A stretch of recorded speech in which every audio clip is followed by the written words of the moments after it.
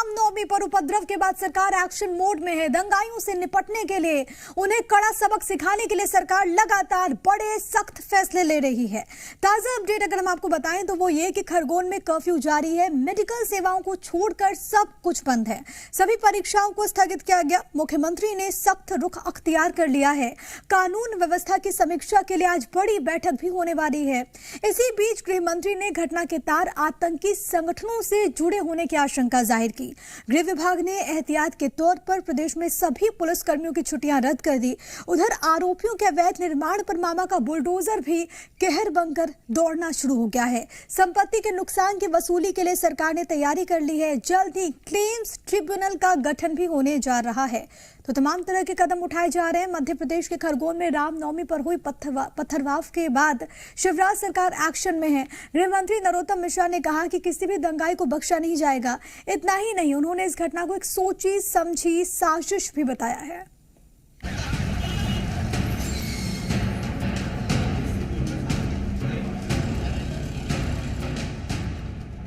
मध्य प्रदेश के खरगोन में रामनवमी पर निकली शोभा यात्रा में हुए पथराव के बाद शिवराज सरकार ने आरोपियों पर शिकंजा बरतना शुरू कर दिया है। इस घटना में पुलिस अधिकारी समेत कई लोग घायल हुए थे। गृह मंत्री नरोत्तम मिश्रा ने बड़ा बयान देते हुए कहा है कि रामनवमी पत्थरबाजी की घटना के तार आतंकी संगठनों से जुड़े होने की आशंका है। पीएफआई, सूफा समेत के देश विरोधी संगठनों को लेकर जांच चल रही है। उन्होंने कहा कि खरगोन में आतंकियों के मंसूबों को कामयाब नहीं होने दिया जाएगा।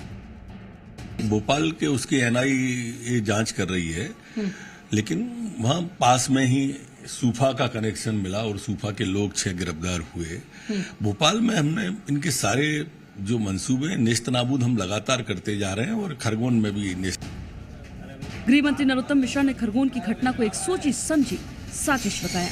उन्होंने कहा कि किसी भी दंगाई को बख्शा नहीं जाएगा।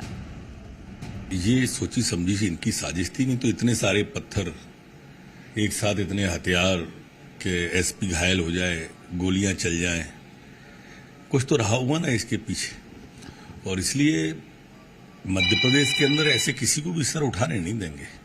कोई भी दंगाई हो बख्शा नहीं जाएगा। वहीं इस पूरे मामले को लेकर सियासत भी शुरू हो गई है। राजस्थान के मुख्यमंत्री अशोक गहलोत ने कहा कि देश के अंदर जो माहौल बना हुआ है वो बेहद चिंताजनक है। वहीं खरगोन की घटना को लेकर पुलिस ने अब तक 84 लोगों को गिरफ्तार किया है।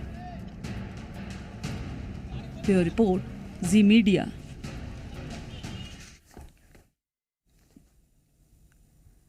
तो 10 बड़े अपडेट क्या कुछ हैं वो आपको जरा हम बहुत जल्दी के साथ बता देते हैं। उपद्रव पर 10 बड़े अपडेट, और वो ये कि रामनवमी जुलूस पर पथराव के बाद खरगोन में कर्फ्यू इस वक्त जारी है। सभी परीक्षाओं को एहतियात के तौर पर स्थगित कर दिया गया है। हालांकि जो स्वास्थ्य सेवाएं हैं, जो मेडिकल इमरजेंसी हैं, उसकी अनुमति है वो चालू है। कानून व्यवस्था पर मुख्यमंत्री इस बीच एक बड़ी बैठक भी करने वाले हैं। सीएम शिवराज ने 2-2 कह दिया है कि दंगाइयों को किसी भी सूरत में नहीं बख्शा जाएगा। रामनवमी पर पथराव सोची समझी साजिश कहना है गृह मंत्री का। गृह मंत्री ने आतंकी संगठनों से तार जुड़े होने की भी आशंका जाहिर की है। नरोत्तम मिश्रा ने गृह विभाग को पूरी तरीके से अलर्ट कर दिया गया है। सभी पुलिसकर्मियों की छुट्टी रद्द की गई है। ये पुलिस हेडक्वार्टर की तरफ से आदेश जारी कर दिया गया। खरगोन में उपद्रव के आरोपियों के अवैध निर्माण पर मामा का बुलडोजर चल रहा है, उसको ढहा दिया गया है। आरोपियों से होगी संपत्ति के नुकसान की वसूली। यह फैसला और मुख्यमंत्री का बीते रोज बयान भी सामने आया था। नुकसान की वसूली के लिए बनेगा क्लेम्स ट्रिब्यूनल, इसका गठन किया जाएगा और इसके बाद ये जो प्रक्रिया है वो आगे बढ़ेगी। कि कई सारी प्राइवेट प्रॉपर्टीज हैं, निजी संपत्ति, सरकारी संपत्ति, जिनको कहीं ना कहीं क्षतिग्रस्त किया गया है। इस बीच एक बड़ी खबर है। रामनवमी जुलूस पर पथराव के बाद कर्फ्यू जारी है खरगोन से। ये बड़ी खबर है। कर्फ्यू के कारण कलेक्टर ने स्थगित की है सभी परीक्षाएं। कक्षा 8वीं, 9वीं और कॉलेजेस की परीक्षाओं को स्थगित किया गया। कर्फ्यू के दौरान सिर्फ स्वास्थ्य सेवाएं ही चालू रहेंगी। खरगोन में सुरक्षा व्यवस्था कड़ी कर दी गई है। भारी पुलिस बल की तैनाती भी खरगोन में देखने को मिल रही है। और इस वक्त खरगोन से मेरे सहयोगी सुधीर दीक्षित लाइव मौजूद हैं। सीधे उन्हीं का रुख करते हैं। इसके अलावा भोपाल से आकाश भी मेरे साथ मेरे सहयोगी जुड़ गए हैं। लेकिन सुधीर, आप जरूर तस्वीरों को वहां पर दिखाइएगा, क्योंकि सुबह में जब हम बात कर रहे थे तो आपने बताया कि चौक चौराहों पर किस तरीके से पुलिसकर्मियों की मौजूदगी है। क्या वक्त के साथ ही साथ वो मौजूदगी और भी ज्यादा बढ़ रही है बाकी के इलाकों में भी?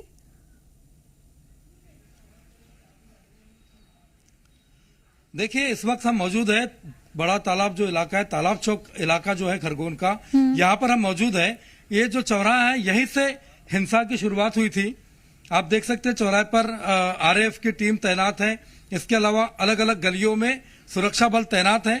कर्फ्यू अभी भी जारी है खरगोन में, लेकिन यहाँ गली में हम एक ऐसे परिवार के साथ मौजूद है जिनका सब कुछ जल चुका है। आज इनके पास कुछ भी नहीं है। हम उनसे बात करते हैं कि आखिर क्या पूरी घटना हुई। भैया, दादा, क्या नाम है आपका? मनोहर सोलंकी। तो क्या क्या हुआ दादा उस दिन? हम घर में थे, पत्थर खूब चले, हम जान बचा के इधर बाहर भागे। बाद में आए तो वो सब टंकियों भी ले भागे। मोहल्ले के लोग है सब, ये बाटल फेंक रहे थे इसकी पेट्रोल की, क्या बल हमारे से गली में से देख रहे थे। न पैसे भी सब ये पैसे तनख्वाह भी ले भागे। सर ये नोट से जला लगे, 60,000 थे, इतने बचे, बाकी सब ले भागे। न पूरा बर्तन भी ले भागे सब।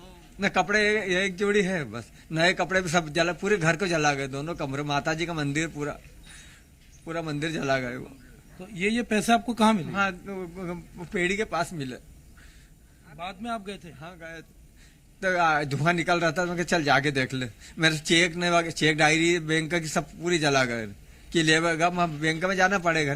मेरे और पैसे की जरूरत थी, लेने जाता तनख्वाह जला गए, चेक बुक सब जला गए मेरे। अपेक्षा की न बैंक ऑफ इंडिया की। तो बता रहे क्या वीडियो भी आपने दिया पुलिस को, क्या था उसमें? काहे का नहीं, टंकी दूसरे लोगों ने डाला, टंकी ले जाता, मोहल्ले के लोग हैं वो, टंकी ले जाते हैं। वो दाढ़ी वाला है, लोगों ने वीडियो भी डाला, थाने पे गया वीडियो। अच्छा अम्मा, इनसे बात करते। अम्मा, आपका साथ में थे इनके घर पे, तो क्या घटना कैसे हुई पूरी और क्या था उस दिन? सबसे पहले तो पत्थर चले, पत्थर के बाद में फिर हमने देख लिया कि सब पत्थर चल रहे, अपनी जान को खतरा है, तो मैं मेरी लड़की को लेकर ना बाहर निकली। हमारे आने के बाद में फिर उन्होंने आग लगाई। आग लगाने के बाद में सब सामान हमारा ले गए, सब जूरी होन ले गए, पैसे टके ले गए, तो पूरा सामान ले गए, तो सब आग लगा गए। तो अभी मतलब कुछ भी नहीं बचा घर में? कुछ भी नहीं बचा, सब पूरा हमारे दोनों कमरे तहस नहस कर गए। और हमको फिर मालूम पड़ा, सामने वालों ने बोला कि तुम्हारे घर में आग लगा दी, तो हम घबरा के गए तो कुछ भी नहीं था। फिर हमको सिर्फ डेली के पास में जले हुए पैसे मिले, वो हम उठा के वैसे कैसे भगाए। उन्होंने बोल दिया कि घर के अंदर मत जाओ, क्योंकि पूरे वायर लटक रहे न, पूरी आग लगी।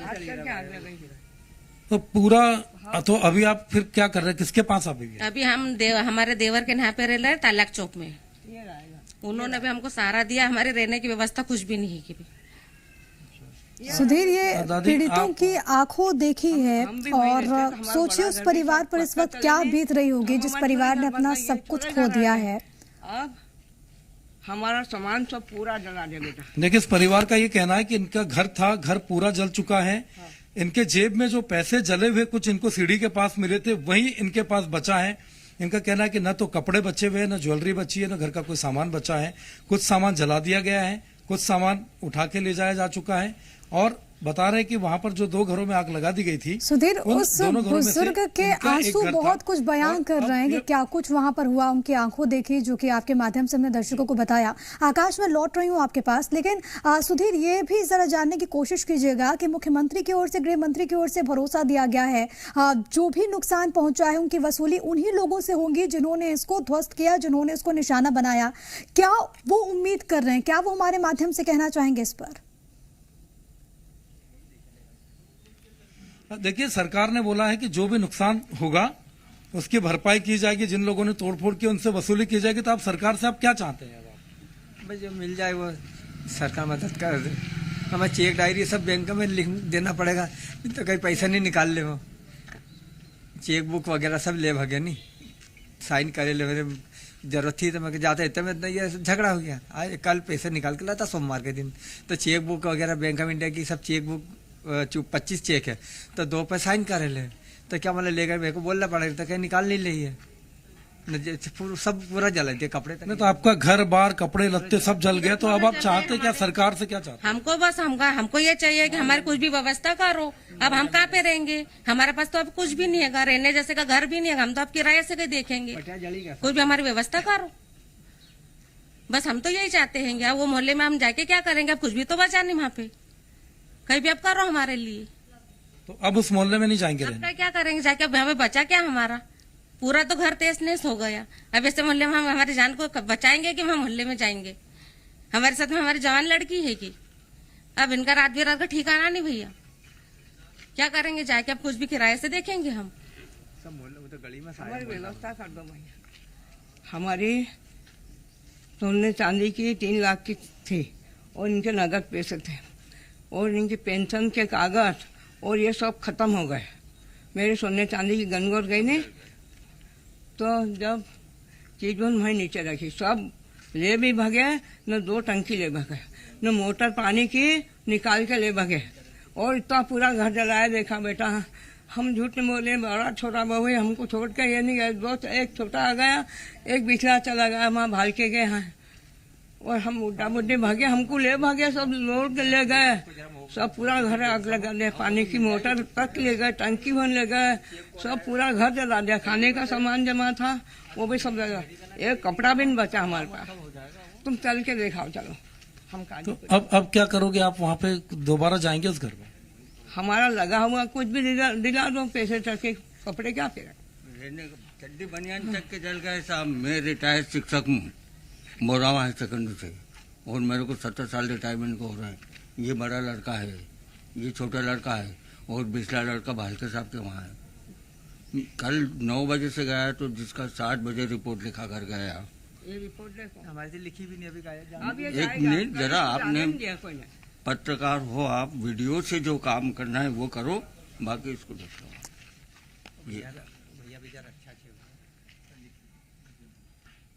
कठिनाइयां बहुत हैं सुधीर अब इनके सामने और अथाह दर्द है। सोचिए उस परिवार का और हर एक शब्द इनके बताते कि आखिरकार मेरा कसूर क्या था।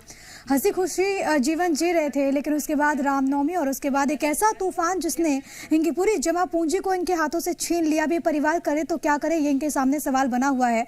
सुधीर लौटूंगे आपके पास। आकाश भी मेरे साथ, मेरे सहयोगी लगातार बने हुए हैं। आकाश, बहुत जरूरी है क्योंकि हमने पीड़ित को सुना, हमने उनकी जो उन्होंने आंखों देखी वो अपने दर्शकों को बताया, लेकिन जरूरी है कि जिन्होंने इनकी जिंदगी में ये तूफान लाया उन पर ऐसी कार्रवाई हो कि आगे कोई हिम्मत ना करे और एक नजीर बन जाए। बिल्कुल, देखिए ये पीड़ा है, ये दर्द है, ये आक्रोश है और इस पर मरहम लगाने की सख्त जरूरत है। सरकार ने कहा जरूर है कि वसूली होगी और उसकी भरपाई की जाएगी, लेकिन जो परिस्थितियां अभी हमारे सहयोगी सुधीर दिखा रहे हैं वास्तव में किसी भी परिवार के लिए पीड़ाजनक है। लोगों के आंखों में आंसू हैं और ये हिमाकत तो देखिए, घर के बर्तन तक, पानी की बोतल तक नहीं छोड़ रहे हैं। ऐसे में परिवार जाए तो जाए कहां? ठीक बात इस परिवार ने कही है। अब सरकार को मरहम लगाने की जरूरत है। देखिए सरकार ने आश्वस्त किया है कि जो भी नुकसान हुआ है आरोपियों से उस नुकसान की भरपाई कराई जाएगी। क्लेम ट्रिब्यूनल का गठन जल्द ही मध्य प्रदेश में किया जाएगा और जितने आरोपी इसमें शामिल हैं सबसे पैसे वसूले जाएंगे, चाहे वो निजी संपत्ति हो और सरकारी संपत्ति हो। बहुत जरूरी भी है ये प्रिया, ताकि दोबारा इस तरह की घटना मध्य प्रदेश की किसी भी जगह में ना हो।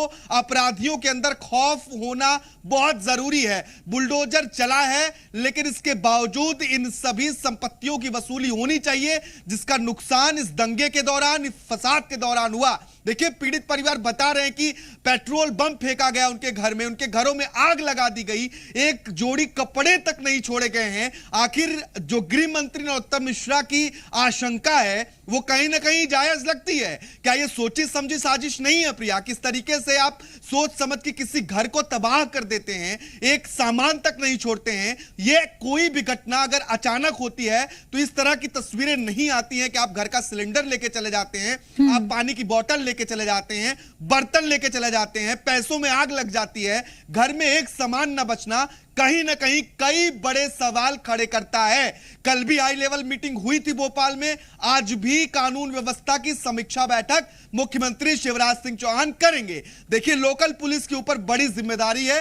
पीड़ित की शिकायत है कि एफआईआर दर्ज नहीं की जा रही है, शिकायत दर्ज कराने में बहुत समय लग रहा है। ऐसे में लोकल पुलिस को तत्काल एक्शन लेने की बहुत जरूरत है। ये आरोप बेहद गंभीर है क्योंकि देखिए भले ही परिस्थितियां संवेदनशील हैं लेकिन पीड़ितों को सुनना इस वक्त बहुत जरूरी है। बिल्कुल आकाश, मैं चाहूं कि आप इस बारे में भी जरूर अपडेट कीजिए क्योंकि आज एक बड़ी बैठक होने वाली है। रणनीति तो जाहिर है कि इस बैठक में बनेगी। एक ट्रिब्यूनल के गठन की भी बात कही गई है जिसके आधार पर, जिसके बाद ही जो भी नुकसान पहुंचा उसकी भरपाई होगी वसूली के लिए। उसके लिए प्रक्रिया क्या कुछ रहेगी यहां से? अब देखिए, सरकार ने एक नया कानून लेकर आई है कि निजी और सरकारी संपत्तियों को अगर दंगाई पत्थर मारते हैं, उसमें आग लगाते हैं, नुकसान पहुंचाते हैं, तो उसकी वसूली उसी से की जाएगी। अब इसके लिए क्लेम ट्रिब्यूनल होता है, जिसका गठन अब तक नहीं हुआ है।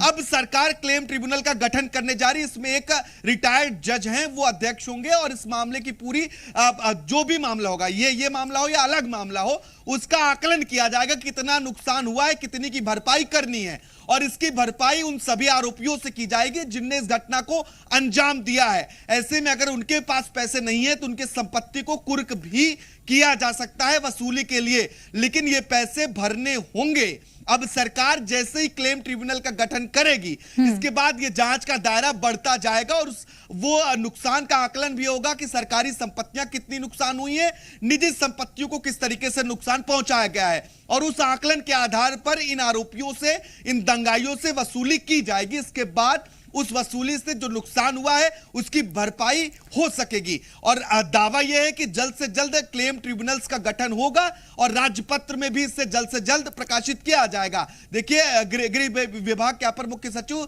राजेश राजौरा ने भी ये जानकारी दी है कि हम जल्द ही क्लेम ट्रिब्यूनल का गठन करने जा रहे हैं। यही उम्मीद है कि बहुत जल्द ही जो नुकसान पहुंचा है उसकी भरपाई हो, और वो जो पीड़ित परिवार जो कि लगातार इस आस में बैठा हुआ है कि कब उसे राहत मिले और कब उसे कहीं ना कहीं हर्जाना मिले, वो भी देखना होगा कि इस और क्या कुछ पहल होती है और कब होती है। बहुत धन्यवाद आप दोनों सहयोगियों का। आकाश बहुत धन्यवाद, और सुधीर आपका बहुत शुक्रिया तमाम बातचीत और जानकारी हम तक पहुंचाने के लिए।